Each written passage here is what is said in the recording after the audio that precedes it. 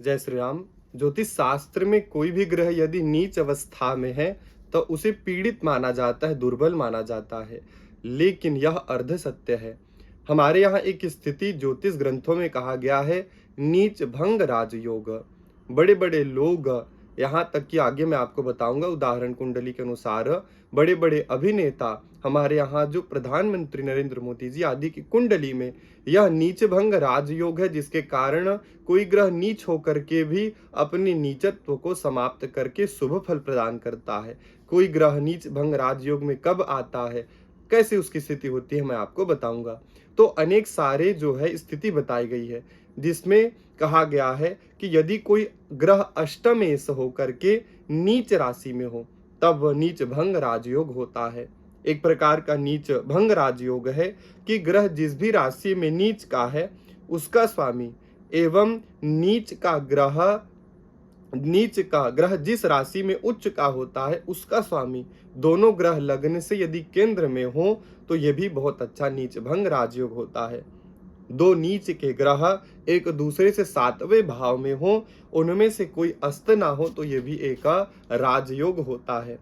जो ग्रह नीच का है, लग्न में नीच का है, यदि नवमांश में वह उच्च का हो जाए तो यह भी एक अच्छा राजयोग होता है, उसका नीचत्व भंग हो जाता है।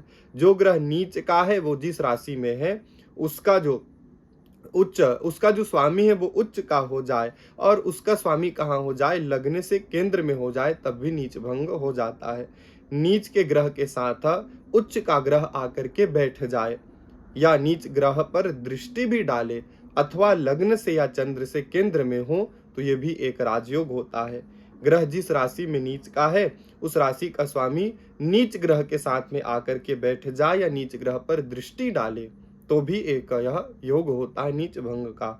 ग्रह जिस राशि में नीच का है उस राशि में जो ग्रह उच्च का होता है, यदि लग्न में या चंद्र से, लग्न कुंडली या चंद्र कुंडली से केंद्र में हो तो भी यह योग बनता है। ग्रह जिस राशि में नीच का हो उस राशि का स्वामी लग्न या चंद्रमा से केंद्र में हो तब भी यह नीच भंग राजयोग कहलाता है। उदाहरण कुंडली के तौर पर देखें तो मान लीजिए कि कोई मिथुन लग्न की कुंडली है और उसमें मान लीजिए कि चतुर्थ भाव में शुक्र जो है वह नीच का हो जाए और यदि वहीं बुध भी आकर के बैठ जाए तो यह उसकी उच्च की राशि होती है, तो ये एक प्रकार का नीच भंग राजयोग होगा। अगर अगला हम उदाहरण देखें तो हम मान लेते हैं कि जैसे देखिए एक कुंडली है, उस कुंडली में गुरु नीच का है दसम भाव में और वही मंगल आ जाए उच्च का, तो दोनों के दोनों ग्रह, एक के लिए नीच अवस्था है एक ग्रह के लिए उच्च अवस्था है, तो ऐसा एक नीच भंग राजयोग होता है। हम जो है बात किया था हमने नरेंद्र मोदी कुंडली का, तो उनकी कुंडली में देखेंगे जो हमें गूगल से प्राप्त हुआ है तो उनकी कुंडली में चंद्रमा जो है वो नीच का है, लेकिन लग्न में ही पाएंगे कि जो मंगल है वो मंगल भी उसी स्थान में है, लग्न में 8 नंबर, अर्थात मंगल स्वग्रही केंद्र लग्न में है, तो इसका मतलब ये भी एक नीच भंग राजयोग होता है। अमिताभ बच्चन की कुंडली देखेंगे जो हमें प्राप्त हुआ है, वहां अष्टम भाव में शुक्र नीच का है, वहीं साथ में बुध उच्च का हो जाता है।